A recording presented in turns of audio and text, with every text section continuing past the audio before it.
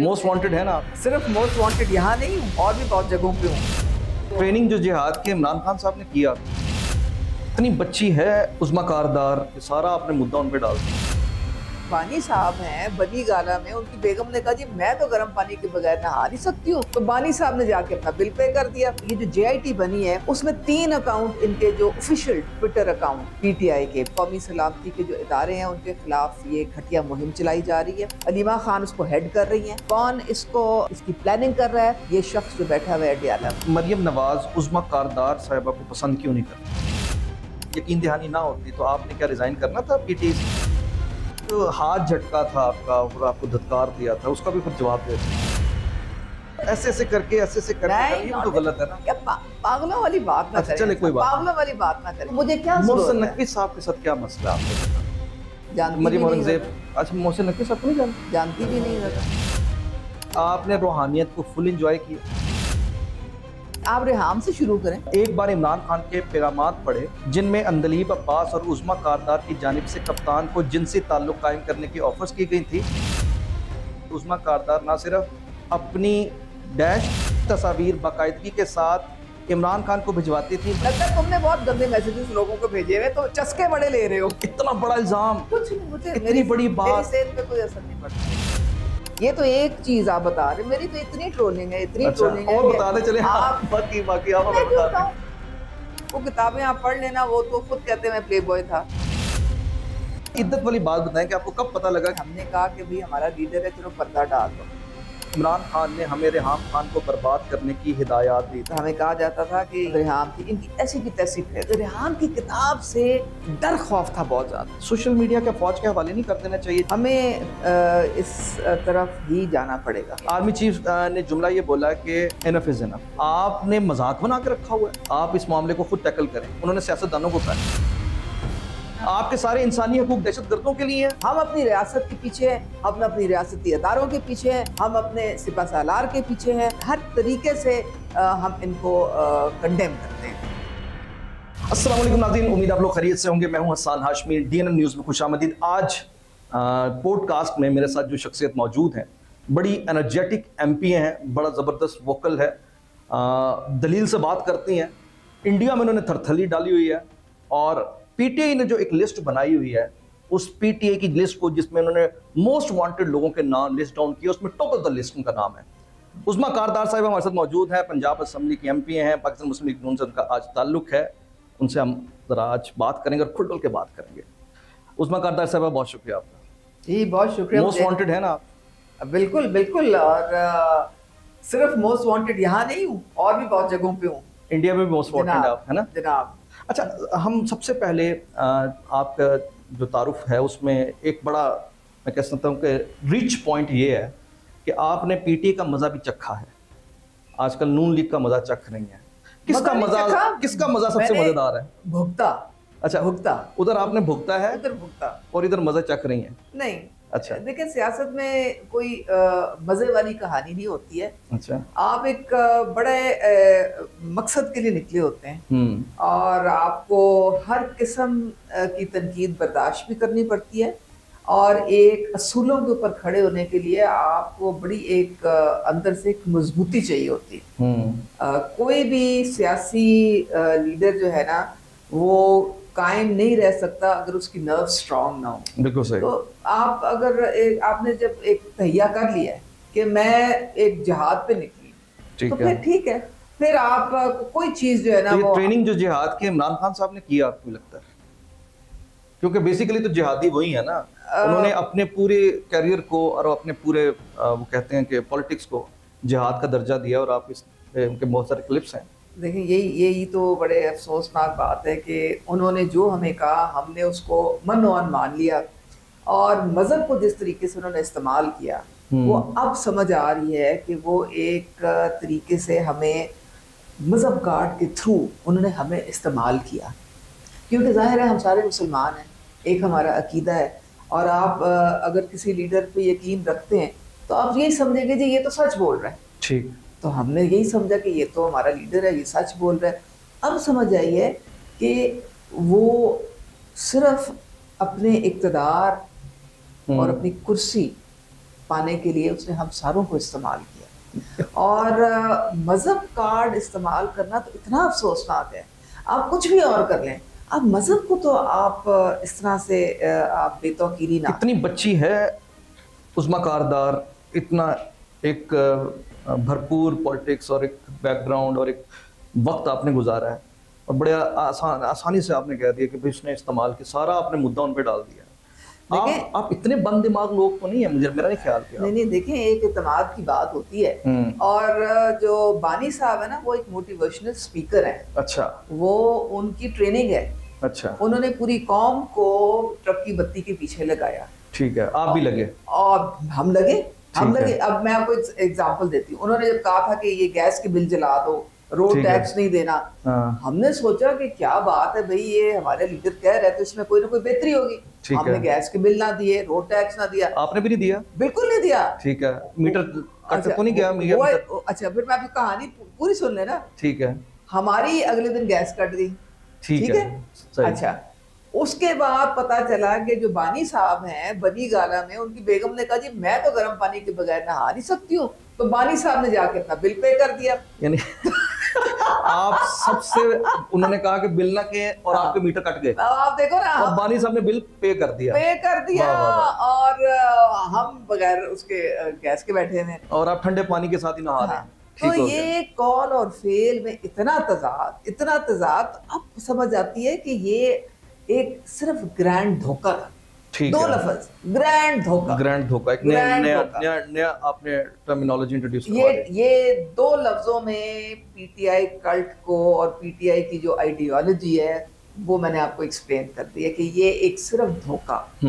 अच्छा, अभी हम इस पे ना जरा बाद में जरा आगे चल के बात करते हैं, लेकिन सबसे पहले अभी ना मुझे लगता है कि जो सबसे हॉट टॉपिक है, जो कि इस वक्त आपने देखा है कि एक डिजिटल टेररिज्म हो रही है, पाकिस्तान के हालात को ख़राब करने के लिए जो एक एफर्ट हो रही है, हम उस पर पहले ज़रा बात कर लें, क्योंकि आप सोशल मीडिया तो देख ही रही होंगी, और उसमें भी जो रिसेंटली सानिया जाफर एक्सप्रेस हुआ है, और उसके बाद जो रोज़ाना की बुनियाद पर दहशतगर्दी हो रही है, आप क्या महसूस करती हैं कि रियासती इदारों को इतना पाकिस्तान के अंदर से ही टारगेट कर लिया गया है कि अब हमें ये कहने की ज़रूरत ही नहीं पड़ती कि हमें किसी बाहर के किसी दुश्मन से खतरा है?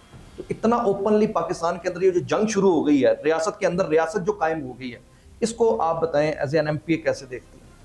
हसन, आपने वो टर्म सुनी होगी, 5th जनरेशन वॉरफेयर। जी। इस वक्त पाकिस्तान हालत जंग में है। 5th जनरेशन वॉरफेयर क्या होती है? एक तो होती है ना आपकी कन्वेंशनल काइनेटिक आपके ऑपरेशंस या वॉर होती है। ठीक है। आपने 1965 की वॉर लड़ी, आपके सामने आपका दुश्मन था और आपकी जनाब पूरी जंग हुई। फिर 1971 की हुई, फिर कारगिल की जंग हुई। 5th जनरेशन वॉरफेयर ऐसी जंग है जो आपको नजर नहीं आती है। वो 7 समुंदर पार बैठ के कोई आपके मोबाइल फोन, जो आप हमारा जो ये स्मार्टफोन सबके हाथ में, उधर से बैठ के यहाँ पे आपके ऊपर हमलावर होते हैं, आपकी कौम को वो नफरतें फैलाते हैं, उनको तकसीम करते हैं। और ख़ास तौर पे जो वनरेबल जो यूथ है, हमारे जो यंगस्टर्स हैं, जो 60% हमारा जो बल्ज है, उनकी इतनी बुरी तरह जेन साजी इस मोबाइल के थ्रू होती है। सोशल मीडिया में आपने जो वर्ल्ड इकोनॉमिक फोरम का जो रिपोर्ट आई है उसमें लिखा हुआ है कि इस वक्त सबसे ज़्यादा खतरा जो है वो दुनिया को डिसइंफॉर्मेशन से है और फेक न्यूज़ से। तो फिर इसे रोकने के लिए क्या कर रहे हैं आप लोग? इसको रोकने के लिए हमें नंबर 1 कौम बनना पड़ेगा, नंबर 2 रियासत जो है उसको अब ये फैसला करना होगा कि इसको जो नुकसान ये पाकिस्तान को पहुंचा रहे हैं और पाकिस्तान को जो ये इदारों को जो उसके टारगेट कर रहे हैं, जहर उगल रहे हैं, इसको वंस एंड फॉर ऑल ख़त्म करना है। और कोई भी ऐसा आपको, ये जो JIT बनी है उसमें 3 अकाउंट इनके जो ऑफिशियल ट्विटर अकाउंट पीटीआई के वो लिंक्ड हैं बानी की ईमेल के साथ, और उन्हीं अकाउंट से ये पूरे आपकी रियासती कौमी सलामती के जो इदारे हैं उनके खिलाफ ये घटिया मुहिम चलाई जा रही है। अलीमा खान उसको हेड कर रही हैं। और इस वक्त पीटीआई का जो मेन लीडरशिप है वो कौन है भला? आप गेस करें। जी बताएं। शाह महमूद टाइप के लोग नहीं है, सियासी लोग तो खत्म हो चुके हैं, वो तो साइड लाइन हो गए। बानी साहब को पसंद है जिब्रान इलियास, ठीक है, उसको पसंद है अजहर मशवानी। ये वो लोग हैं जो कि हथियार बना के इस्तेमाल कर रहे हैं सोशल मीडिया को। ठीक है। इतना झूठ तवातर से बोलते हैं, इतना झूठ, इतना गंद फैलाते हैं कि आम जो एक बेचारा इनको जो फॉलो करता है उसके जहन में यही आता है कि भाई ये तो सच कह रहे हैं। ऊपर से इनके व्लॉगर्स कुछ बैठे हुए हैं। मैं आपको कौन सा नाम मैं बताऊं? आपको नाम बताऊंगी। मुल्क दुश्मन व्लॉगर्स। जी जी टोटल मुल्क दुश्मन है। जी जी, नाम बताएं। ये आप शहबाज गिल को देख लें, ठीक है, और आप समी इब्राहिम को देख लें, आप ये इमरान रियाज को देख लें, आप शहजाद अकबर को देख लें, सही, हारून रशीद को देख लें, ठीक है, ये मेहदी को देख लें, ठीक है, आप ये मेजर क्या नाम है, आदिल राजा, ये उसको देख लें। ये कौन लोग हैं? ये वो लोग हैं जो डॉलरों के चक्कर में इन्होंने अपना जो जमीर बेच छोड़ा है। ठीक है। ये एक खौल पहन के बैठे हुए, अपने आप को ये पाकिस्तानी जाहिर करते हैं, लेकिन असल में ये पाकिस्तान के दुश्मन है। और इन्होंने लोगों को धोखाधड़ी में, झूठ और फरेब में ऐसे जकड़ा हुआ है, सिर्फ अपने डॉलरों के चक्कर में। और इसको कौन फरोग दे रहा है, कौन इसको इसकी प्लानिंग कर रहा है? ये शख्स जो बैठा हुआ है अडियाला में। ठीक हो गया, अडियाला जेल में। सब इसकी प्लानिंग है। अच्छा। और ये प्लानिंग जो है ये इतनी खतरनाक है क्योंकि ये इंटरनेशनल लेवल पे हो रही है। मैं तो इसलिए रियासत को कहूंगी कि अभी भी वक्त है, इनका सर कुचलना पड़ेगा। ठीक। अगर आप इनका सर नहीं कुचलेंगे तो ये रियासत को बेइंतहा नुकसान पहुंचाएंगे। अच्छा, आपने जितने भी नाम गिनवाए हैं, कुछ पाकिस्तान के अंदर बैठे हैं, कुछ बैरून पाकिस्तान बैठे हैं, जो जहां भी बैठा है तो पाकिस्तानी ना है, पाकिस्तानी। ये नाम नेहाद पाकिस्तानी नहीं, पाकिस्तानी है, नाम नेहाद नहीं है, पाकिस्तानी है। सब देखिए, मैं इश्तिहारी कह सकती हूँ या बिगौड़े कह सकती हूँ, ये कानून से भागे हैं। नहीं, यहाँ पे ये कानून जब हरकत ये सारे मतलूब हैं, ये कानून को मतलूब है। इश्तिहारी कौन होता है? जो भागा हुआ होता है। भागा हुआ है, ये सब भागे हुए। सुन लेना, सवाल मेरा सुनना। इश्तिहारी होता है जो भागा हुआ होता है, जो छुपा हुआ होता है, कानून की नजर से ओझल होता है। आज आपने जितने नाम गिनवाए हैं वो आपके सामने बैठे हैं, डंके की चोट पे बैठे हैं और बबांगे दौल ये बकवासबाजी कर रहे हैं। अब बात यहाँ पर यह है कि ना वो निगाहों से ओझल है, ना वो अपने अजाइम के हवाले से कोई एम्बिग्विटी शो कर रहे हैं। जब वो खुलकर अपने जो रियासत के खिलाफ एक जंग को बर्पा किए हुए हैं, तो आप लोग क्या खुलकर उन्हें पकड़ नहीं सकते? आपके पास कानून, आपके पास मशीनरी, आपके पास आइन, आपके पास ताकत, आपके पास सब कुछ है, लेकिन इस वक्त वो कहाँ बैठे हैं? क्या वो पाकिस्तान में बैठे हुए हैं? वो बाहर के मुल्कों में कई नाम जो भी आपने लिए हैं वो पाकिस्तान के अंदर बैठे हैं। आप हर आपके कई नाम पाकिस्तान के अंदर बैठे हैं। दूसरी बात, अगर आप ये बात करती हैं, बरतानिया के अंदर जो लास्ट राइट्स हुए थे, फसादात हुए थे, पाकिस्तान के अंदर सिर्फ एक बंदे ने शेयर किया था, वो पाकिस्तानी था। उसके बावजूद उन्होंने बरतानिया से पाकिस्तान में गिरफ्तार करवा दिया। क्या बरतानिया अगर ये कर सकता है एज ए रियासत, क्या पाकिस्तान एज ए रियासत अपने वो बाहर बैठे लोगों को पकड़ नहीं सकती, बुला नहीं सकती? नहीं, बिल्कुल। आपको बाहर के मुल्कों के साथ ट्रीटीज होती हैं। अच्छा, ये ट्रीटीज के मुताबिक आपको, उनके कवानीन के मुताबिक आपको जाना पड़ता है। अब ये जो इन्होंने घटिया मुहिम जो चलाई हुई है, ये जो मारंग बलोच की मैं आपको बात जी जी मारंग लंगू, सॉरी बलोच नहीं है, ये आपका वो बयानिया लेके, ये BLA की फ्रंट पर्सन है, इसने अपने वालिद की जो कब्र है उस पर BLA का फ्लैग जो था वो चढ़ाया। वो भी टेररिस्ट था। हाँ, आप अंदाजा कर लें। अब्दुल गफ्फार लंगू, हमारे जो बलोच बहन भाई हैं, उनको वो हमारी दिल के साथ है, हमें उनसे मोहब्बत है। ये वो बलोची नहीं है जो हमारे बलूचिस्तान के असल लोग हैं। ये वो लोग हैं जो दुश्मन के साथ, ये दुश्मन के साथ मिले हुए हैं, ये दुश्मन का बयानिया लेके आगे चल रहे हैं। और इनकी बी टीम कौन बनी हुई है, इनकी प्रॉक्सी कौन बनी हुई है? PTI। ठीक है। आप देखें कि PTI के तमाम ये ट्विटर अकाउंट से जब जाफर एक्सप्रेस का हुआ है, तो जो BLA ने इनका जो बयानिया था वो PTI लेके आगे बढ़ी। PTI ने वो वायरल किया, रॉ ने भी वही वायरल किया। रॉ में और ये बाकी लोगों में मुझे तो कोई फर्क अब नजर नहीं आता, क्योंकि ये वही बयानिया लेके आगे चल रहे हैं, मुल्क दुश्मन बयानिया, पाकिस्तान दुश्मन बयानिया। इन्होंने हर तरीके से पाकिस्तान को नुकसान पहुंचाना है, पाकिस्तान को जिज करना है।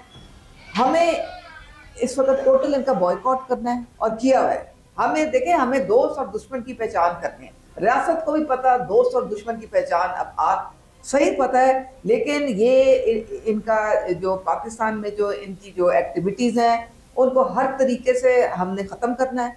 हम बिल्कुल इनको बर्दाश्त नहीं कर सकते हैं।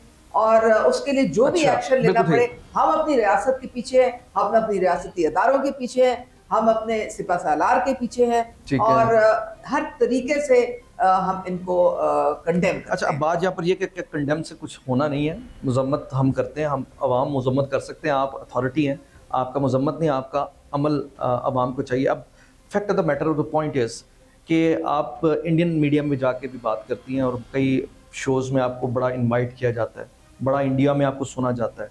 आपने यकीनन मेजर गौरव आर्या का वो क्लिप भी सुना होगा जिसमें वो मारिंग लांगू के हवाले से उसे स्टेट गेस्ट बनाने की बात कर रहा है। तो अब एक 110% बिल्कुल क्लियर है, धुंध छट चुकी है, दुश्मन आपके सामने वाज़ेह हो चुका है। इंडियन मीडिया के नैरेटिव को कैसे आप काउंटर कर रहे हैं? अब इंडिया को क्या हम कहें जब पाकिस्तान के अंदर आपका कंट्रोल नहीं है? देखिए, आपने अजीत दोवल का सुना है?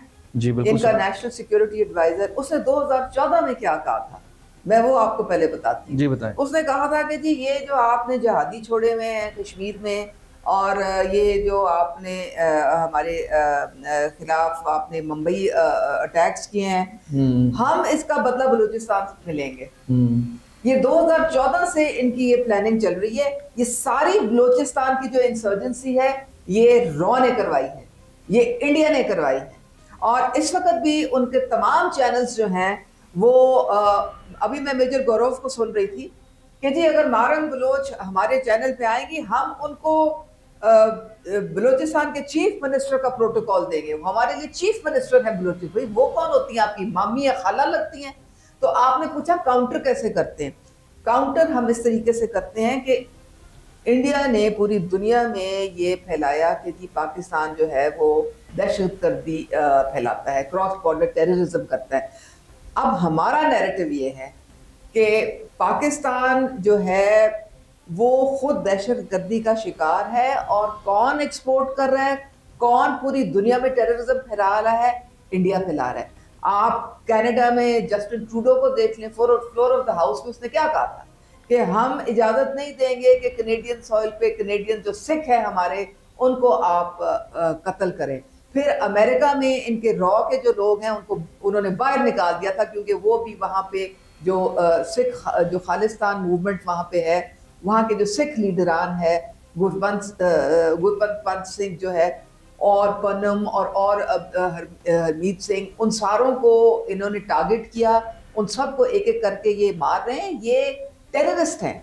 इन जो मोदी सरकार है ये एक बहुत बड़ी टेररिस्ट स्टेट बन गई है पूरी दुनिया में, और ये हमारा बयानिया। अच्छा, दूसरे मैं आपको एक बात बताऊं, इंडिया में इनकी जान जाती है हमारी अफवाज से। ये इनकी रातों की नींद उड़ी हुई है, इतना डरते हैं हमारी अफवाज से, क्योंकि हमारी बेहतरीन 5th लार्जेस्ट स्टैंडिंग आर्मी है। ISI से तो इनको सुन के इनको कश पड़ जाता है। अच्छा, क्योंकि ये मुकाबला नहीं कर सकते। हमारी 26 बेहतरीन इंटेलिजेंस एजेंसीज हैं, तो ये हर बात में ISI, जिधर कोई बात करेंगे ये अभी ISI। या एक मिनट के लिए फुल स्टॉप करना है। आपने जितनी बातें की बिल्कुल ठीक हैं। इंडिया ने जो टेररिज्म कनाडा में की, अमेरिका में की, बरतानिया में की, बिल्कुल वो भी बात दुरुस्त है। अच्छा, इंडियन आर्मी पाक फौज से डरती है, कोई शक वाली बात नहीं है, और पाकिस्तान की अफवाज की पेशेवराना सलाहियतें पूरी दुनिया मानती है। ये बातें बिल्कुल लिखी पड़ी हैं और हम इसे देख भी रहे हैं। लेकिन इस वक्त थोड़ा सा काइंड अंडरस्टैंड करें कि इंडिया पाकिस्तान के खिलाफ प्रोपेगेंडा करता है ना, वो लॉजिकल है। वो हमारा दुश्मन है, उसने हमारे खिलाफ प्रोपेगेंडा भी करना है, उसने हमारे खिलाफ अपनी चालें भी चलनी है, और हम उसे काउंटर भी करेंगे। लेकिन पॉइंट ये है कि इस वक्त जो इंडिया के मेन फ्रंट लाइन सोल्जर्स हैं या उनके नैरेटिव को आगे लेकर चल रहे हैं, वो तो पाकिस्तान में बैठे हैं। बिल्कुल सर, एक्सक्यूज मी ना, लिसन, सिर्फ सवाल मैं मुकम्मल। बात यहाँ पर यह है कि हम कब तक इंडिया को बुरा कहते रहेंगे या इधर उधर बुरा कहते रहेंगे? वो अपने लिए अच्छे हैं, हमारे लिए बुरे हैं, उन्हें बुरा ही होना चाहिए ना। अब मेरा आपसे सिर्फ सवाल ये है कि जो इंडिया ये कह रहा है कि हमारा असासा इस वक्त जो है इमरान खान है या पाकिस्तान के अंदर है, हम सोच भी नहीं सकते, वो हमारा वो काम कर रहे हैं, वो हमारे एजेंडे को आगे लेके चल रहे हैं, तो भाई आप जो आपकी टेरिटरी है उसके अंदर बैठे जो लोग हैं जो आपके दस्तरस में है, उन्हें क्यों नहीं पकड़ रहे?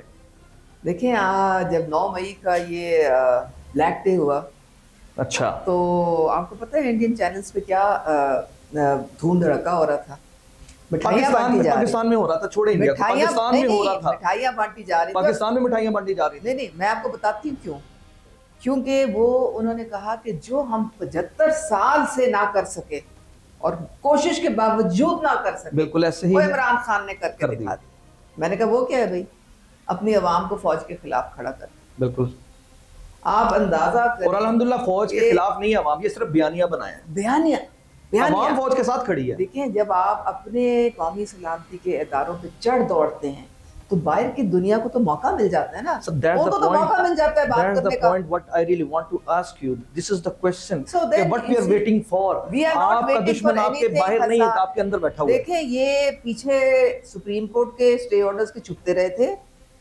इनको क्या सुप्रीम कोर्ट पाकिस्तान नहीं है? इनको नहीं पता, पाकिस्तान है तो सुप्रीम कोर्ट है ना। लेकिन जो 26वीं आईनी तरमीम आई है उसके बाद मिलिट्री कोर्ट्स के ट्रायल शुरू हुए। पाकिस्तान है तो आप सुप्रीम ये कोर्ट है। सोचे ना कि मिलिट्री कोर्ट्स के ट्रायल क्यों रुके हुए थे, क्योंकि ये इन्होंने ये गुड टू सी यू वाले फैसलों के पीछे छुपे हुए थे ये लोग। अब 26वीं आईनी तरमीम के बाद अब जो फैसले आए उसमें मिलिट्री कोर्ट में जो ट्रायल्स हुए, 85 लोगों को जब सजाएं मिली, फिर इनको समझ आई कि ये बंद गली में आ गए। फिर इनको पता चला कि ये तो अब अच्छा, उन मामला खराब हो गया हमारा। 85 लोगों में इमरान खान साहब की बहनें थी, सनम जावेद थी, फलक जावेद थी, आलिया हमजा थी। तो ये बेल पे है ना? नहीं, मैं तो उन 85 का जिक्र कर रहा हूँ ना, जिनके बारे में भी आप क्रेडिट ले रही हैं। ये शामिल नहीं है। अच्छा, लेकिन अब मुझे ये बताएं, तो आप चल रहे हैं, केसेस तो चल रहे हैं। मैं आपसे ये सिर्फ पूछना चाह रहा हूँ कि ये जो एक आई वॉश चल रहा है ना, प्रैक्टिस मजे की नहीं है ना। आपको जब किसी हकीकत का सामना आता है तो फिर हकीकत पसंदी से ही करना पड़ता है। आपने पिक एंड चूज कर लिया, जो मेन कल्प्रिट है उनको आपने इधर उलझा दिया और उधर रख के उनके साथ मुज़ाकरात शुरू कर दिए, और जो बेचारे छोटे छोटे उनके पीछे लग गए थे उनको मिलिट्री कोर्ट के हवाले कर दिया। मकसद यहाँ पर मुझे हैरानगी तो होती है कि ये जो बड़े मगरमच्छ हैं ये अभी तक फिर रहे हैं सारे, ये जिन्होंने जो की प्लेयर थे। आप भी हैरान है इसलिए क्योंकि अभी तक ये कैफरे किरदार तक नहीं पहुंचाया गया ना। अच्छा, अभी तक ये किधर, वो मुराद सईद किधर है, ये असलम इकबाल, ये हमाद अजहर, ये इनकी सारी जो मोहतरमा जो इनकी जो मुर्शिद साहिबा, ये जुल्फी बुखारी, ये फनकार किधर है? सारे इधर ही हैं, आपके पास हैं, आपके इर्द गिर्द ही हैं। ये सनम जावेद कौन है भाई? वो फिर रही है, क्या हैसियत है? उसने अभी रैली भी निकाली है। आप बताएं। अब मत देखें ना, ये तो आपकी साबिक कोलीग रह चुकी है। मैं तो ये सारी आपकी साबिक कोलीग हैं। मैं तो फिर यही कह सकती हूँ कि अगर एज एन एमपीए इतनी हेल्पलेस अगर आप हैं, आम पब्लिक क्या सोचेगी आपके बारे में? ये देखें, हेल्पलेस की बात नहीं है, हम रूल ऑफ लॉ में बिलीव सर, करते हैं। एक चीज हम डंडे के पीर नहीं क्या अगर किसी ने सुने मैं उसको गद्दारी कहती हूँ। अगर आप मुल्क दुश्मनी कर रहे हैं, मुल्क के खिलाफ बयान, देखिए इसके अलावा रूल ऑफ लॉ का मतलब क्या? दहशतगर्दों की हिमायत करना है? रूल ऑफ लॉ का क्या मतलब पाकिस्तान की अफवाज पर हमला आवरों के साथ खड़े होना है? रूल ऑफ लॉ का क्या मतलब है कि पाकिस्तान पर हमला आवरों को और पाकिस्तान की मिलिट्री इंस्टॉलेशन पर हमला आवरों को कानून का शेल्टर देना है? What does this rule of law mean? Excuse me. देखें, फिर आप पहले तो आप देखें ना, आपके सारे इंसानी हकूक दहशतगर्दों के लिए हैं। आपने अपनी जो आपकी जो यूथ है, जो आपके जो अवाम है, उनको सबसे पहले आपने ये समझाना है कि ये आपने 5th जनरेशन वॉरफेयर है। आपने इसके खिलाफ मुनज़्ज़म तरीके से अपने इदारों के साथ खड़ा होना है। खड़े हैं, आपकी बका इसी में है कि अवाम और इदारे इकट्ठे खड़े हो, और अगर आपने मुनज़्ज़म हो जाए ना, यकीन करें सब ठीक हो जाएगा। हम तो पीछे खड़े हैं। मैं तो जहाँ पे जाती हूँ, मैं यही बात, मैं कल भी बैठी हुई थी और मैंने कहा कि ये जो दहशत, आर्मी चीफ ने एक बड़ा जबरदस्त जुमला बोला। आर्मी चीफ ने जुमला ये बोला कि इनफ इज इनफ। उन्होंने आप लोगों को एड्रेस करके ये बात कही है, अपनी गवर्नेंस ठीक करें, और हम जो जवान जो हमारे शहीद हो रहे हैं वापस नहीं आते। बिल्कुल आपने मजाक बना के रखा हुआ है, आप इस मामले को खुद टैकल करें। उन्होंने सियासतदानों को कहा है। लेकिन पहले तो अब ये बेचारे वो इस नैज में हमारे इदारे आ गए कि यार देखिए, एक बंदा किसी वजह से शहीद हो गया ना, एक नाअहली की वजह से शहीद हो रहा है, ये ज्यादती है। Do you agree? देखें बात नहीं, देखें बात सारी ये है कि मैं तो खुद एक फौजी की बेटी भी हूँ, फौजी की बीवी भी हूँ, फौजी की बहन भी हूँ। तो मुझे तो पता है कि कितनी मुश्किल, कितनी टफ लाइफ है, कितनी सैक्रिफाइस करना पड़ता है। बिल्कुल। अब हम लोग जो आज़ादी का सांस ले रहे हैं वो इनकी कुर्बानियों की वजह से, ये अपने कुर्बान करते हैं अपना आराम, अपनी फैमिली लाइफ, अपनी ज़िंदगियाँ, तब हमारी सरहदों की हिफाजत होती तो है। ये कितने नफलों का सवाब हो रहा है कि इन हमारे जवानों को 2-2 टके के, जिन्हें कहते हैं ना सालन नहीं लभदा, और सोशल मीडिया पे आके बातें करना शुरू कर देते हैं। मैं सोचें कभी। अब नहीं, मैं देखें, अगर मेरे हाथ में होता ना, ये सब अंदर होने थे, इन सब के ऊपर ट्रायल चलना था और इन करार वाकई इनको सजाएं मिलनी थी। ये जो इस तरह शुतर बेमुहार फिर रहे हैं और ये जो अपने ये पाकिस्तान खिलाफ बयानिया लेके जो चले अब आज पूरी दुनिया में जाते हैं, ये जब तक इसको हम खत्म नहीं करेंगे हम आपको लगता है कि वैसे मैंने पब्लिक मकासद नहीं पा सकते। लास्ट टाइम ख्वाजा अहमद हसन साहब भी तशरीफ लाए थे, उनसे भी मैंने ये सवाल किया था, आपसे भी मैं सवाल ये करता हूँ। पब्लिक सेंटिमेंट्स अब जो है ना इस तरफ आ गए हैं कि जिस तरह हर मामले पे आप फौज को बुलाते हैं ना, आपका फ्लड का मसला आ गया है, इलेक्शन कराने हैं, कोई और आफत आ गई है, कोई मसला आ गया, आपके आ जाके फिर जी फौज को बुला लिया जाए। सोशल मीडिया क्या फौज के हवाले नहीं कर देना चाहिए जिस तरह इंडिया ने कर दिया है इस 5th जनरेशन और हाइब्रिड वॉरफेयर और डिजिटल टेररिज्म को काउंटर करने के लिए, क्योंकि आप लोग अभी तक करने से कासिर हैं। हमें इस तरफ ही जाना पड़ेगा, क्योंकि अगर हमसे ये ना कंट्रोल हुआ तो ये हमारी जो कौमी सलामती है उसको ख़तरा है, हमारी सिक्योरिटी को ख़तरा है, और ये हम अफोर्ड नहीं कर सकते हैं। हमारा ये बहुत ज़रूरी है कि ये डिजिटल दहशतगर्दी जो है इसको कंट्रोल किया जाए, फौज के हवाले कर दिया जाए, इस सोशल मीडिया को भी कंट्रोल वो करे, क्योंकि टेररिज्म है ना, डिजिटल टेररिज्म है। बिल्कुल बिल्कुल। अगर अगर अगर हम नहीं कंट्रोल कर पाते, इस मकसद के लिए अगर क्या मतलब अगर क्या आप नहीं कर पाए, अगर क्या आप 1.5 साल 2 साल हो गए हैं आप नहीं कर पाए, तस्लीम कर लें, तो बस फिर ठीक है, फिर कर दे, फिर और सख्ती करनी चाहिए, और सख्ती करनी चाहिए, फौज के हवाले कर दिया जाए सोशल मीडिया को। फिर आप इसे कुछ आप एज एन एमपी आप बाकी बहुत ममालिक में देख लें, फायर वॉल्स भी यूज हो रही हैं, सऊदी अरेबिया में तो व्हाट्सएप कॉल्स भी बंद हैं, और हर जगह जो है ये इंग्लैंड में कितने हर मुल्क की हुकूमत करती है ना, आप भी पाकिस्तान की हुकूमत है ना, तो ये काम आपने करना है, ये बरतानिया की हुकूमत ने आके करना है, ये सऊदीया की हुकूमत ने आके करना है, हमने मिलकर करना है। नहीं आपने करना है ना, अथॉरिटी आपके पास है ना, हमने मिलकर करना है। आइन और कानून ने आपको अथॉरिटी दी है ना, जितने भी सियासतदान है, आप ही के साइन पर फौज आती है ना, तो आप ही के साइन पे अगला काम भी हो जाएगा। फिर सबको कुछ को लटकाए ना, 2-4 को इबरत का निशान बनाए, ठीक हो गया, 2-4 को इबरत का निशान बनाए, सब ठीक हो जाएंगे। आगे बढ़े थोड़ा सा। बिल्कुल। अब ये चीज़ हमने डिस्कस कर ली है, थोड़ा सा जिक्र करते हैं मौजूदा गवर्नेंस के हवाले से भी। पंजाब हुकूमत माशाल्लाह बड़ा काम कर रही है, आपके सामने है। मरीम नवाज साहब भी बड़ा ज़बरदस्त एक्टिवली नजर आती हैं, मेरे ख्याल कोई भी इख्तलाफ करे उससे हटकर काम हमें होता उन्होंने दिखाई अपने दे रहा है। काम से लोहा मनवाया और जब वो आई थी ना, तो मैंने उनको कहा, देखिए मैं तो आपको जानती हूँ लेकिन लोग आपको नहीं जानते, तो कहते हैं ठीक है, फिर सरप्राइज देते हैं उनको, रोज एक सरप्राइज देती हैं। ठीक है, इतनी फोकस्ड हैं, और वो कागजी कार्रवाई में बिलीव नहीं करती, वो कहती है मुझे ग्राउंड पे काम चाहिए, और उनका कोई भी जो मंसूबा है वो जब तक कि उसके सारे कदोखाल बाकायदा वो हो नहीं जाते थे, वो लॉन्च नहीं करते। कोई आप देख लें, अगर आप ये 30,000 लोगों को स्कॉलरशिप मिले हैं, बच्चों को पहले उनके मेरिट पे सिलेक्ट किया गया है, जब वो अपने मेरिट पे आ गए फिर वो डिस्ट्रिक्ट हर अपने मुख्तलिफ डिस्ट्रिक्ट्स में जाके उन्होंने ये डिस्ट्रीब्यूट किए। इसी तरह से मेरा घर मेरी छत, 10,000 लोगों को अभी तक ये मिल चुका है, ये कर्जा 15 लाख का। ठीक है, इसी तरह ये क्लिनिक ऑन व्हील्स देख लिया, मैं चूंकि फोकल पर्सन हूँ पोलियो की, तो मैं तकरीबन 25 अजला में मैं ट्रैवल कर चुकी हूँ। मैं जहाँ जाती हूँ क्लिनिक ऑन व्हील्स को भी मैं जाके देखती हूँ, और यकीन करें बेहतरीन ये बिला तफरीक हर बड़े छोटे सूबे में ये चल रहा है। ख्वातीन को, बच्चों को, बुजुर्गों को उसका फ़ायदा हो रहा है। 31 दवाइयाँ आपके डोर स्टेप पे आपको मिल रही हैं, और फील्ड हॉस्पिटल्स हैं। आप देखें ये मरियम नवाज क्लिनिक है, जो लो परफॉर्मिंग क्लिनिक्स थे, BHQs पहली दफ़ा रीवैम्प हुए हैं पूरे पंजाब में, अक्रॉस द बोर्ड। फिर आप ये धी रानी प्रोग्राम में, इसमें इज्तिमाई शादियाँ और लोगों को बाइज़्ज़त तौर पे उनकी मदद भी की जाती है। ये किसान कार्ड, हिम्मत कार्ड, मतलब आप देख लें कि तकरीबन 60-70 इस तरह के मंसूबे हैं जो कि चल रहे हैं। और मरियम नवाज की कारकर्दगी का मुंह बोलता सबूत ऐसे ही है। आप सबसे बड़ी बात देखें कि जब इन्होंने रमज़ान से शुरू किया, और रमज़ान में 30 अरब का पैकेज, कितने लाखों लोगों को ये। अच्छा, मुझे ये बताएं कि मरियम नवाज उज़्मा कारदार साहिबा को पसंद क्यों नहीं करती? ये आपको किसने कह दिया? मुझसे तो बहुत मोहब्बत करती हैं। कोई सबूत दें कि आपसे क्या उन्होंने मोहब्बत की है, फिर मैं आपको बताता हूँ कि मुझे ये बताएं। मैंने ये सवाल नंबर वन उन्होंने मुझे अपने एमपीए का टिकट दिया पार्टी का। ठीक है, ठीक है। किस किस कारकर्दगी पर?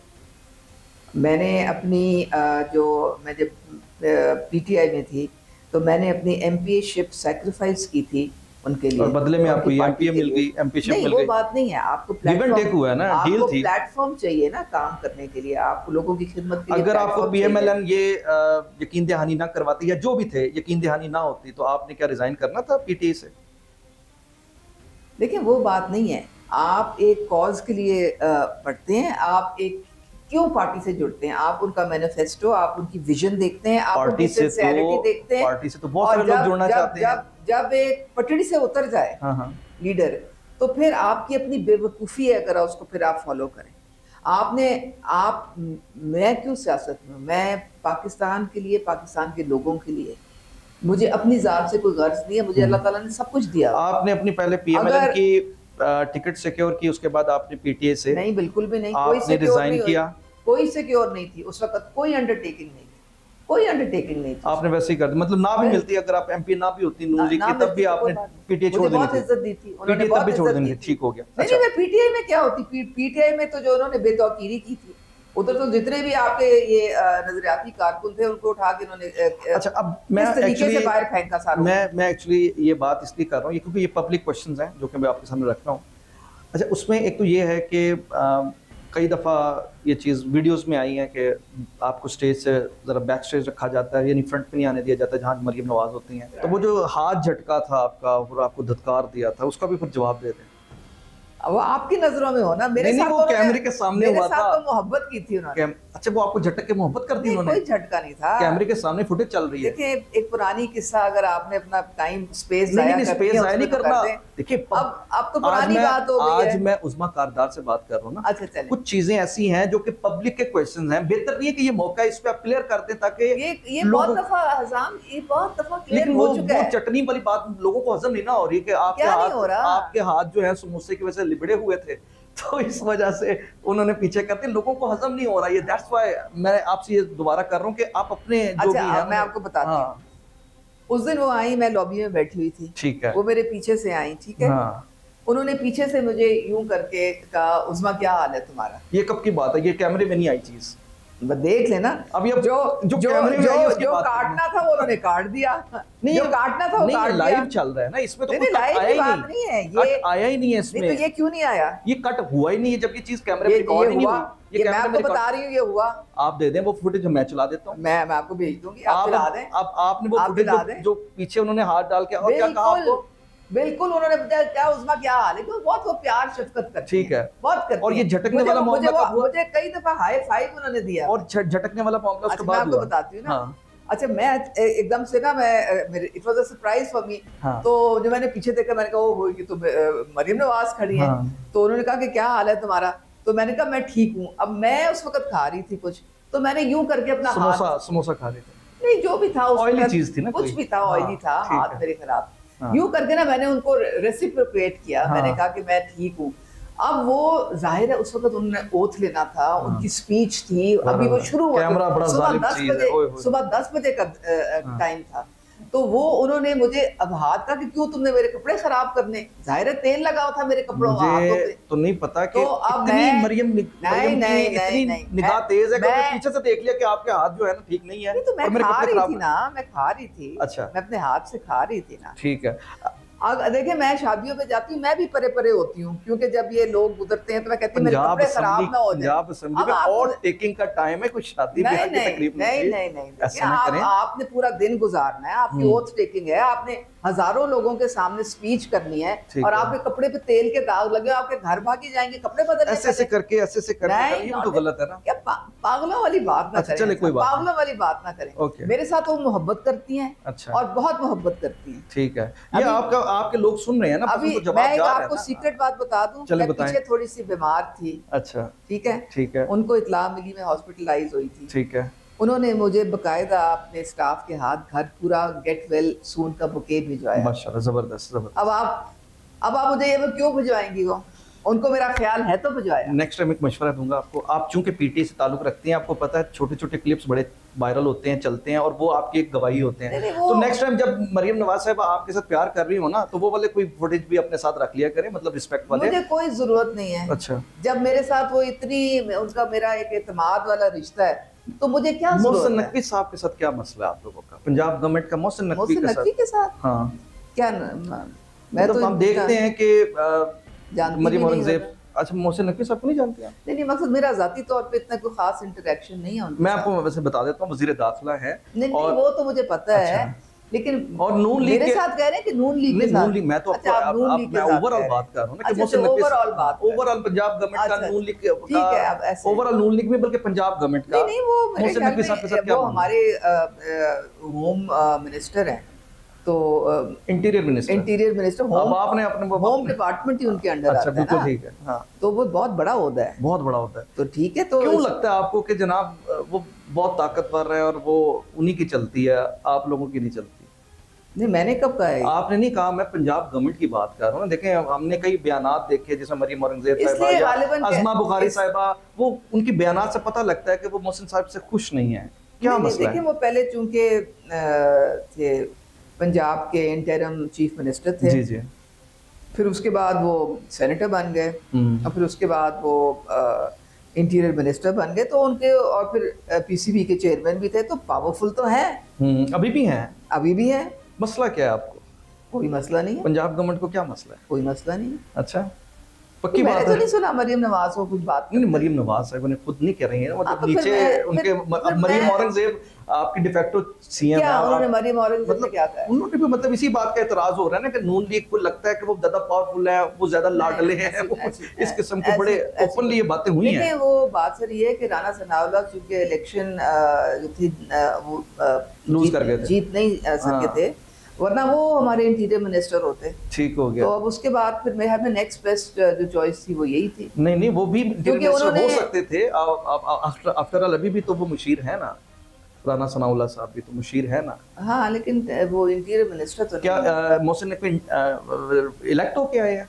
वो भी तो सेनेटर बन सकते थे। सेनेटर बन के आए हैं, तो सेनेटर वो तो राणा सनाउल्लाह अरे भाई, उनसे पूछे, हम बेचारे एमपी हैं, हमसे आप इतनी बड़ी बड़ी बातें क्यों पूछ रहे हैं? Okay fine, no problem. अच्छा, आगे बढ़ते हैं। अब मैं आपके सामने कुछ और अवामी सवाल करने लगा हूँ, और मुझे उम्मीद है कि इंशाल्लाह उसके भी आप ऐसे ही जवाब देंगे जैसे, और आज के बाद एटलीस्ट ना आपसे सवाल कोई नहीं फिर होगा, यार क्लियर होगी ना बात? अच्छा, पीटीआई के पे अभी हम चूंकि शुरू में हमने जिक्र किया, पीटीआई का जो आपका तजर्बा रहा है, आपने शुरू में कहा कि हम हिप्नोटाइज थे, एक किस्म के दिमाग हमारे पूरे तरीके से कैप्चर थे। इमरान खान ने हमें बड़ी ज़बरदस्त एक तकरीर में उलझाया हुआ था। कौन सा लम्हा आया जब आपको पता लगा कि मैं क्या करती रही हूँ, क्या ये मैं इन हालात में और ऐसे लोगों के साथ हूँ? हसन, वो ये बात है 2020 की गालिबन, और मेरी एज एन एमपी मेरी परफॉर्मेंस टॉप रेटेड थी, और यहाँ तक कि मेरा नाम गया था कैबिनेट पे की अप्रूवल, यहाँ सीएम ऑफिस से गुजार के दफ्तर से ये गया था पीएम हाउस। तो उस वक्त एक मोहतरमा थी। देखें, जब आप किसी के लिए गड़े खोदते हैं तो एंड में आप भी उसमें गिर जाते हैं। वो मोहतरमा का नाम? मोहतरमा मुसर्रत चीमा थी यहाँ पे। ठीक है। उनको भी बड़ा शौक था मिनिस्टर बनने का, तो भी आप बने, हमें तो कोई इतराज नहीं है, लेकिन वो नहीं बर्दाश्त कर सकी। उन्होंने मेरे खिलाफ एक बहुत घिनौनी साजिश की थी। उन्होंने रिकॉर्डिंग्स करके, उनको तोड़ मड़ोड़ के, उनको डॉक्टर करके, और उनको आगे मतलब सिर्फ कॉलर आईडी रिमूव करके, सारा करके, तो उन्होंने वो पूरे मीडिया में फैला दी थी। बिल्कुल ठीक है, वो आपकी ऑडियो आई थी। अच्छा, वो जनाब उसमें कोई एक दो जो पॉइंटेड सवाल थे वो ये मुर्शिद साहिबा के भी थे। अब मैंने तो सिर्फ इज्जत ही की थी, मैंने तो खान जो था उसकी फैमिली की हमेशा से मैं चूंकि मीडिया की से रिलेटेड थी, मैंने डिफेंड ही किया था हमेशा, तो मेरे तो दिल में किसी की कोई बुराई नहीं थी। लेकिन बहरहाल वो तोड़ मड़ोड़ के एक चीज़ पेश की, बुशरा बीबी आपके खिलाफ हो गई, वो बेइंतहा, क्योंकि बुशरा बीबी वो मुझे ये बताया गया कि आपने कहा है कि उनमें रूहानी पावर है, तो ये नैरेटिव तो हम किल करने की कोशिश कर रहे हैं कि उनमें रूहानी भी। अब जो इमरान खान जो है वो आपको पता ही है कि वो कहते हैं कि जी मैं उनके बगैर तो मैं कोई डिसीजन लेता नहीं हूँ, अगर वो ना होती तो मैं एज ए पीएम सर्वाइव ही ना करता। तो वो तो जाहिर है कि उनकी अपनी आंखों में तो पट्टी बन गई थी ना, हर बात वो उनकी सुनते थे। 3.5 साल आपकी आंखों में पट्टी थी। हमारी आंखों में भी पट्टी थी, बिल्कुल ठीक। ये पट्टियों वाली जमात है, लेकिन ये हमारी आंखों में तोहम परस्ती की पट्टी नहीं थी। हमने एतमाद किया था लीडरशिप में उनकी। हमने सोचा था कि ये नया पाकिस्तान बनाने चले। आपने रूहानियत को फुल एंजॉय किया, ठीक है, रूहानियत को। Bushra Bibi from the day first as a पीरनी आपके पास आई, आपकी रूहें रवा रही। मैं तो कभी, मैं उनसे मेरी तो कभी मुलाकात ही नहीं, I have never met her. अच्छा, मैं तो एक ग्रास रूट वर्कर थी, मैं तो नहीं उनको ना जानती हूँ ना पहचानती हूँ, मैं तो एक दफा नहीं मिली उनसे। लेकिन वो सबसे ज्यादा आपके मुखालिफ फिर कैसे हो गए? ना जान ना पहचान। अब ये इतनी इंपॉर्टेंस आपको दे रही है। जब आप गिल्टी हैं अंदर से, जब आपने हर चीज को एक रूहानियत का पता नहीं, अब ये तो अल्लाह ही बेहतर जानता है कि मजहब की आड़ में आपने हर चीज, आप हर चीज कर रही हैं। आप 5 कैरेट डायमंड भी ले रही हैं, अब अलकादर ट्रस्ट की जमीन भी 450 कनाल हड़प कर रही हैं, आपके बच्चे जो है वो वेंटिलेस भी चलाने शुरू कर रहे हैं, आप ये तोशे खाने की जो गिफ्ट्स हैं वो भी बेची जा रही हैं, पैसे बटोरी जा रही हैं, काम सारे आप ये कर रही हैं, ठीक है। और ऊपर से आप कह रही हैं कि जी मैं तो इससे बड़ा बुजुर्ग ही कोई नहीं है, ये इससे रूहानियत में कोई आगे ही नहीं है। आज अगर तो इस्लामिक टच को खत्म कर दीजिए ना तहरीक इंसाफ से, तो तहरीक इंसाफ खत्म है, तो खत्म है। तो आप इस्लामिक टच के ही अंडर चल रही थी। अच्छा ये बताएं। हम इस्लामिक टच के अंदर नहीं, माजरत के साथ चल रहे थे, हम नए पाकिस्तान के अंदर चल रहे थे। अच्छा, वो बाद में हमने पाकिस्तान का नक्शा बदल देना, नक्शा बदल, और हम इसमें चले थे कि बाकी पूरी दुनिया चोर डाकू है, सिर्फ एक ये बंदा जो सादिक और अमीन है। ठीक हो गया, बस अब आपको क्लियर है कि मुझे ऐसा नहीं। अच्छा, अब मुझे ये बताएं तो सारी चीजें ये जो इद्दत वाला मामला था, ये पुराना बड़ा चल रहा है, और इस सिलसिले में आपने देखा कि आजकल पीटीए वाले खासतौर पे कह रहे हैं कि इतना शर्मनाक ये बात है कि इस तरह नहीं होना चाहिए था। जब आप पीटीए के अंदर काम कर रही थी, जब पीटीए का हिस्सा थी, ये मामला तब भी अंदरूनी हलकों में डिस्कस होता था, जब अभी पब्लिक नहीं हुआ था या उसका केस नहीं बना था, तो इनके निकाह को किस तरह आप लोग डिस्कस करते थे आपस में? हमें तब भी पता था। देखिए, आप रेहाम से शुरू करें। रेहाम के भी 2 निकाह हुए, ठीक है, और वो मुफ्ती सईद जो था, गुस्सा में इस बात पे नहीं था कि रेहाम से 2 निकाह क्यों किए, गुस्सा इस बात पे था कि मुफ्ती सईद को 2 निकाह करवाने पे कोर कमेटी का मेंबर बना दिया। अच्छा। और मुफ्ती सईद हम कह रहे थे कि कम है कोर कमेटी 2 निकाह पढ़ाने। अच्छा, फिर उसके बाद वो रेहाम बेचारी के साथ वो तो कहती है ना, मुझे तो ये तलाक ही इसकी वजह से हुई थी, मुर्शिद की वजह से। ठीक है, नहीं, इद्दत वाली बात बताएं कि आपको कब पता लगा कि ये मामला जो है निकाह को लेकर? उसी वक्त पता चल गया था। किस वक्त?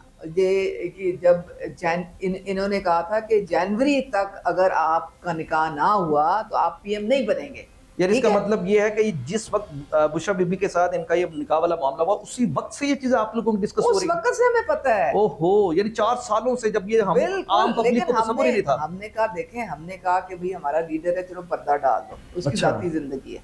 ओए होए, आपका इस्लामी लीडर और इतना बड़ा गैर इस्लामी आप लोग जो बता रहे हैं। ये फराह गोगी ने तो उस वक्त भी, वो मुझे याद है, किसी जर्नलिस्ट ने उससे पूछा था, तो उसने जो डेट भी दी थी कि जी इनकी इद्दत फरवरी में पता नहीं कौन सी 14-15 को खत्म होती है, और निकाह तो इनका जनवरी में हो गया था। तो आपके ख्याल में क्यों किया इन्होंने 2 निकाह रेहान से भी और 2 निकाह इनसे भी? तो हम परस्ती, क्योंकि उनको कहा गया था कि जी वो अगर आप निकाह नहीं करेंगे जनवरी से पहले तो आप भी निकाह तो हो गया था ना, निकाह तो हो गया था, उसके बाद दोबारा इसीलिए निकाह इद्दत में किया गया ना। अच्छा, इद्दत में निकाह भी, यानी इसकी शर्त थी कि आपने वजीर आज़म बनने के लिए, वजीर आज़म बनने के लिए। तो बाद में जब ये मुफ्ती सईद को पता चला तो वो उसने तो तौबा ताइब की, ठीक है, तो फिर लेकिन तौबा ताइब भी आप आके की है ना, तौबा ताइब, इसीलिए दोबारा निकाह पढ़ाया गया। अच्छा, दोबारा निकाह पढ़ाया गया। अच्छा, मैं आपको एक और इंटरेस्टिंग बात बताऊं यहाँ। मुफ्ती सईद साहब चूंकि मेरे ख्याल से हनफी फिका से ताल्लुक़ रखते हैं, आपको पता है मेरी शामिल ज़हीर साहब से बात हुई तो उन्होंने एक मुफ्ती सईद साहब से सवाल किया, और मैं वंस अगेन उनके सामने ये सवाल रख रहा हूँ, क़यामत तक टाइम है, जब मर्जी जवाब दे दें, कि जो फ़िक़्ह हनफी है ना, उसमें एक के बाद दूसरा निकाह हो ही नहीं सकता, तो फिर कैसे पढ़ा दिया? बड़ा कुछ हुआ है यहाँ पे, ये बड़े बड़े यू टर्न्स, बड़े बड़े निकाह। उस्मा कारदार एक इंटरव्यू आप एब्सोल्युटली नो से एब्सोल्युटली यस। उज़्मा कारदार एक इंटरव्यू में इंकशाफ करते हैं कि इमरान खान ने हमें रेहाम खान को बर्बाद करने की हिदायत दी थी। हाँ बिल्कुल बिल्कुल। देखिए मैं मीडिया स्ट्रेटजी कमेटी की मैं मेंबर थी, और हमारी जब मीटिंग्स होती थी तो वो बानी साहब खुद उनको हेड करते थे। ठीक है। और हमें कहा जाता था कि ये आयशा गुलाले थी, फिर उसके बाद रेहाम थी, इनकी ऐसी की तैसी फेर दो। तो क्या करते थे फिर आप, बर्बाद कैसे करते थे, क्या प्लानिंग करते थे इसे बर्बाद करने की? अब आप उन पे वो इल्जामात की बारिश के बैड कैरेक्टर हैं, कैरेक्टर असैसिनेशन बेसिकली। तो आपने कितनी की रेहाम खान की कैरेक्टर असैसिनेशन? उस वक्त तो पट्टी बंदी थी ना, खैर अब तो उतर गई है। अवाम को आप बताएं कि आपने रेहाम खान को बदनाम करने के लिए या तबाह बर्बाद करने के लिए क्या कुछ किया? बस यही कहा था कि ये जो है सबसे बड़ा इस पे इल्ज़ाम लगता था कि जनाब ये केपी की जो हुकूमत है वो उधर उसमें ये टांग अड़ाती है, हर एक से ये पैसे लेती है, हर एक से ये रिश्वतें लेती है। और ये खान के साथ, खान को ये भी था कि भाई ये लड़ाई होती है, जहर भी स्लो पॉइजनिंग। इस स्लो पॉइजनिंग की कहानी तो कब से चली आ रही है ना। पहले था कि रेहाम स्लो पॉइजनिंग कर रही है, फिर था कि ये फलाना कर रहा है, फिर ढिमकाना कर रहा है, यानी कि ये कहानी खत्म नहीं होती है। तो आपके साथ और कौन कौन इसमें शामिल था रेहाम खान को तबाह बर्बाद करने के मिशन में? सारी ख्वातीन जितनी हमारी ये आप देख लें, आप ये कमल शौजब को देख लें आप, या आबिया हमजा को देख लें आप, या ये जितनी भी पीटीआई की जो ख्वातीन लीड आप कर रही थी क्योंकि आप मेन पे थी, तो लीड मैंने क्या करना था, हम सारों को बकायदा एक स्टोरी लाइन दी जाती थी। ठीक है कि आपने व्लॉग्स भी करने हैं, आपने छोटे छोटे वीडियो क्लिप्स बना के वो भी वायरल करने हैं, और आपने इसकी हर चीज को काउंटर करना है। इसकी किताब, रेहान की किताब से डर खौफ था बहुत ज्यादा। अच्छा हाँ, वो उसको आपने तहस नहस करना है, उसको ट्रैश करके डस्टबिन में फेंकना है। और वो यानी कि वो उस किताब की वजह से ना ये पूरी मुहिम उसके खिलाफ चलाई गई। क्योंकि आपने किताब का जिक्र किया तो मैं किताब थोड़ा सा पढ़ देता हूँ। रेहाम खान ने वैसे तो किताब में बड़ा कुछ लिखा है, लेकिन उन्होंने ये लिखा है कि एक बार इमरान खान के पैगामात पढ़े जिनमें अंदलीब अब्बास और उज़्मा कारदार की जानिब से कप्तान को जिनसी ताल्लुक कायम करने की ऑफर्स की गई थी। इमरान खान के पैगामात में सबसे ज़्यादा धचका जिस मैसेज से पहुंचा वो एक कदरे कम उम्र खातून की तरफ से भेजा गया मैसेज था। माहा खान पीटीआई चकवाल के नाम से महफूज नंबर से आया था। ये खातून इमरान खान को रोज़ाना की बुनियाद पर बताती थी कि वो कितने मर्दों के साथ ताल्लुक कायम कर चुकी हैं। अच्छा, इसके अलावा इस किताब के अंदर और लिखा कि रेहाम खान ने पीटीआई रहनुमा उज़्मा कारदार के हवाले से पुरानी बातें क्यों आप सुन लेना, मैं बताता हूं। इतना फालतू टाइम है? नहीं फालतू नहीं, सुने। रेहाम खान ने पीटीआई रहनुमा उज़्मा कारदार के सुने, रेहाम खान ने पीटीआई रहनुमा उज़्मा कारदार के हवाले से लिखा कि उज़्मा कारदार न सिर्फ अपनी डैश तस्वीर बाकायदगी के साथ इमरान खान को भिजवाती थी, बल्कि जब भी वो इमरान खान से रूबरू पेश होने की कोशिश करती तो वो ये मैंने नहीं पढ़ा। अब सुने, ये तुम पढ़ के मुझे सुना रहे हो, मैंने नहीं ये कुछ पढ़ा। मैं आपको बता रहा हूं, मैंने ना वो किताब पढ़ी है, ना मैंने ये पढ़ा जो तुम मुझे बता रहे हो। मैं बता रहा हूँ ना, जो ये मर्जी। अब सुने, मैं बताता हूँ आपको। देखें, मैं आपको जनरल बात कर रहा हूं। सुने एक सवाल मेरा सुन लेना। एहसान, देखो ये बातें जो है वो जिसने किताब में लिखी है उससे पूछें, आपके बारे में लिखी है। मैं कोई ना इससे सरोकार है ना कुछ और है। मैसेजेस भेजती थी आप इसके तरदीद कर देना, आप आज मौका मिला हुआ है भाई। मेरा उस वक्त वो कह रही है मैंने पढ़े हैं आपके मेरा लीडर इमरान खान था, और हम बहुत सारी पॉलिटिकल पॉइंट ऑफ व्यू से उससे हम, लेकिन वो कह रहे हैं कि जी बातचीत होती थी, कायम करने के लिए हम उससे हर चीज में एडवाइस भी लेते थे, मशवरा भी लेते थे। वो हमें कई दफा डांटते भी, जो भी था मतलब है। जिस आप मेरी मरियम नवाज साहिबा के साथ मेरी वो रहती है कम्युनिकेशन, जाहिर है उनसे हम इंस्ट्रक्शंस भी लेते हैं, वो अपनी एक लाइन भी देती हैं, उनसे हम सीखते भी हैं किस तरह से हमने आगे एक लाए अमल लेके बढ़ना है या बयानिया लेके बढ़ना है। वो भी ये रेहाम खान ने फिर गलत लिखा है, मुझे नहीं मालूम, उससे पूछ लें।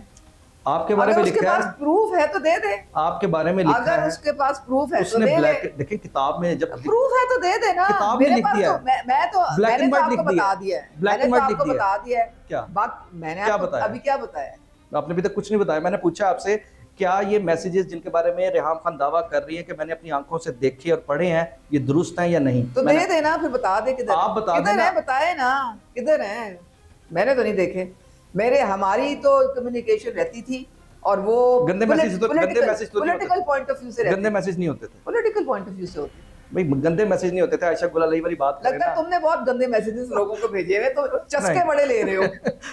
तुम चस्के ले रहे हो, बाहर आ जाओ। मैं बताता हूँ, सुने, मैं ये सवाल क्यों कर रहा हूँ। देखिए, 2-3 रीजंस हैं इसकी। एक तो ये है कि ये ब्लैक एंड व्हाइट फॉर्म में, रिटर्न फॉर्म में लिखा हुआ है, और आप अकेले नहीं है, और भी बहुत सारे लोग हैं। इमरान खान का एक पूरा सारा चैप्टर है, लेकिन इतनी हैवी लेवल पर एक बंदा अगर ब्लैक एंड व्हाइट फॉर्म में किताब की सूरत में आप पर इतने संगीन इल्जाम, तो आपको उसकी परवाह क्यों नहीं हो रही है? आपने इसे चैलेंज क्यों नहीं किया? I don't care. इतना बड़ा इल्जाम, कुछ नहीं, मुझे इतनी बड़ी बात, मेरी सेहत पे कोई असर नहीं पड़ता। इनकार करती हैं वो, पेश करें। कब का किया है? तो आज का किया है, तो तुम्हें आज होश आई है? मुझे आज होश आई। कब का ये तो किया है? सारा ट्रैश है। अगर ट्रैश लिखा हुआ है, अगर है तो फिर सबूत दे देना, वो फिर उसकी स्क्रीनशॉट्स डाल देते बीच में। तो आपको कोई स्क्रीनशॉट्स डाल देती ना 2-4, ताकि पता चल जाता। आप उसमें वो कहते हैं डिफेमेशन केस कर रहे हैं। आजकल तो आर्टिफिशियल इंटेलिजेंस का जमाना है। उस वक्त इतना नहीं था। तुम तो ये बात कर रहे हो। आजकल तो आर्टिफिशियल इंटेलिजेंस से बकायदा आपकी तस्वीरी खबरनामा, आपकी वीडियोस भी आ सकते हैं, कुछ भी आ सकता है। डेफेमेशन केस करेंगे इन पे? किस पे? रेहाम खान पे। डेफेमेशन केस तो मैंने उस पे किया था, बुज़दार पे। नहीं, उस पे तो छोड़े, ये तो आपका वो कटा चढ़ता, और उन पे किया था जिन्होंने मुझे कहा था कि आपने पीटीआई छोड़ने के 23 करोड़ लिए हैं। रेहाम खान पर कर रही नहीं कर रही। These things are absolute rubbish for me. I don't care. I don't bother. अब मुझे आप ये बताएं, किस औरत के खिलाफ यहाँ पे नहीं होता? आपको कोई और भी बात कर लेना। चलें, और आइला मलिक के बारे में बता दें। क्यों इस तरह से वो बातें कर रहे हैं कि जो ये पब्लिक का क्वेश्चन है, मुझे तो पता भी नहीं था, मुझे तो स्पेशल आया ये। पब्लिक इंटरेस्टेड है, यू आर द एमपीए। आप public is not interested, public is not interested. वो चाहते साफ सुथरे बगैर इल्जामात के हमारे पास नुमाइंदे हो। हमें कोई फर्क नहीं पड़ता, जो मर्जी इस तरह की कहानियां करते रहे। ये इन्होंने जितनी मेरी ट्रोलिंग किया है, ये तो एक चीज आप बता रहे, मेरी तो इतनी ट्रोलिंग है, इतनी ट्रोलिंग है। और बताने चले आप, बाकी आप हमें बता दें। Why should I bother? मैं पॉजिटिव चीजों पे मैं अपना टाइम, मैं इस वक्त पाकिस्तान को, पाकिस्तान की सालमियत के लिए, पाकिस्तान के लोगों के लिए जो भी अपनी खिदमत कर सकती हूँ, मैं अपनी एनर्जीज वहां लगाऊंगी। मैं इस फजूलियात में क्यों लगाऊं? आजकल रेहाम खान फिर एक्टिव हुई हैं, अपनी शायद पार्टी बना रही हैं, पॉलिटिक्स में आ रही हैं, कुछ जरूर उनका राइट बनता है, उनका राइट बनता है। बनाएं, क्या मत, तो प्रॉब्लम क्या है? बनाएं। और ये हमसे आपने कभी वैसे ही पूछा फोन करके, यार तुमने क्या लिख दिया? ये डजंट मैटर। हजारों चीजें लेफ्ट राइट से, आप सोशल मीडिया तो उठा के देखो। नहीं, ये वाली बातें मैं कहता हूं कोई बर्दाश्त नहीं करता, और मैं कहता हूं नहीं करनी चाहिए। का गंद आपको वहां पे नजर आएगा। अब हर चीज का आप जवाब देने बैठ जाएं, क्योंकि अभी आपने रेहाम हर चीज का आप जवाब देने बैठ जाएं, ये बड़ी बात है। नहीं, कोई बड़ी बात। इमरान खान ने भी, आगे चलें भाई, चलें आगे। मेरे लिए कोई बड़ी बात नहीं है, ये फजूलियात हैं। ठीक है, जो जिसका दिल करता है वो उठा के बोलना शुरू कर देता है। अच्छा, अब एक और बात जो तहरीके इंसाफ से लिंक्ड है, जो कि मैं समझता हूँ कि वो आप क्लियर कर दें, क्योंकि अब जब आप हिस्सा रही हैं तो तब तक तो यकीनन आपके सामने सारी चीज़ें थी, लेकिन जब आप हिस्सा नहीं है, लेकिन आप ज़्यादा बेहतर बता सकती हैं। ये जो पीटीआई के अंदर ख़वातीन के मामलात रहे हैं, बहुत सारी ऑडियोज़ आती रही हैं जिसमें आपने ज़मान पार्क के मामला देखे, फिर आयशा गुलाली के इल्ज़ामात जो हैं वो आपके सामने आ चुके हैं। आपके इल्ज़ामात साइड पे कर देते हैं, आप वाले इल्ज़ामात, लेकिन रेहाम खान की किताब में जो इल्ज़ामात आए, फिर हाजरा खान की किताब, सुन लेना, फिर हाजरा खान की किताब में जो इल्ज़ामात आए, फिर आइला मलिक की जो ऑडियो आई है, इन सारी चीज़ों को सामने रखते हुए इमरान खान क्या आज भी एक महात्मा है कि उनके पास ही सिर्फ पाकिस्तान की कामयाबी की कुंजी है? एक ऐसा शख्स क्या, या कोई भी ऐसे कैरेक्टर का बंदा इतना बड़ा रहनुमा हो सकता है? क्या आपको लगता है कि आप ऐसे बंदे के इतने अंधे तकलीद फॉलोअर रहे? अगर 100 गुनाह माफ करने हैं तो कर दें, उनके क्या हो सकते हैं? वो तो खुद कहते हैं, किताबें आप पढ़ लें, अल्लाह ने कर, वो किताबें आप पढ़ लेना, वो तो खुद कहते हैं मैं प्ले बॉय था। अब वो जो उनका पास्ट है वो उनका रहा है, वो सब था। वैसे आपके ख्याल में अभी भी कोई सिलसिला है? आपको जब आप पे एक बहुत सारे लोग एतमाद करते हैं और वो समझते हैं कि आप एक मसीहा बन के आए हैं, तो फिर आपको उनके एतमाद को जो ठेस पहुंचाना है वो बहुत बड़ा गुनाह है। ठीक है, धोखा देना उनको बहुत बड़ा गुनाह है। ठीक है, आपके जाती अमाल तो आप जाने और अल्लाह ताला जाने। ठीक है, लेकिन जब एक लीडर होता है तो वो पब्लिक प्रॉपर्टी होता है ना? बिल्कुल, आप पब्लिक प्रॉपर्टी होता है। और एक वर्स्ट चीज जो सबसे, आई थिंक सबसे ज्यादा नुकसान इस चीज का ये है, आप गलत एग्जाम्पल सेट करते हैं। जो यूथ आपको फॉलो करता है आप ये बताते कि ये तो बड़े ज़बरदस्त, आप तो बड़े स्टार हैं और आप तो बड़े पॉपुलर हो जाते हैं अगर आप इस तरह की ज़िंदगी गुजारेंगे। तो यूथ फिर इस पे जो हमारे मज़हब हमें सिखाता है या जो हमारी इक़दार हमें सिखाती हैं, हमारा कल्चर हमें सिखाता है, उसके बिल्कुल बरक्स फिर जो है ना वो ज़हन साजी होती है। ये बहुत नुकसान, आजकल आपके वैल्यूज़ ख़राब हो जाते हैं। सोशल मीडिया पे कुछ तस्वीरें वीडियोस चल रही हैं बहुत ज़्यादा, जिसमें तैयबा राजा की जिस तरह उनकी है, सनम जावेद की हैं, मैं सिर्फ एक हाँ मैं सिर्फ एक ख़वातीन के हवाले से बात करूंगी पीटीआई की, कि हम सारी ख़वातीन हैं।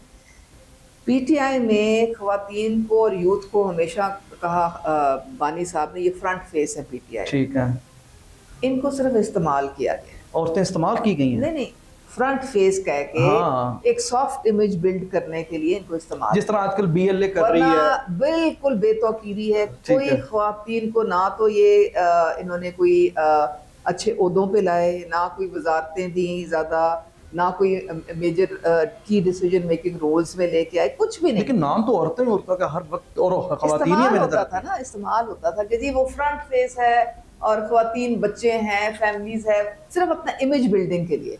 वरना देखें अब बुजार की जो कैबिनेट थी, कितनी ख्वातीन थी उसमें, 2 टोटल 45 की कैबिनेट। लेकिन क्रश है ना, इमरान खान क्रश है ना, ये भी तो देखें ना, वो क्रश पे दुनिया चल रही है वो सारी।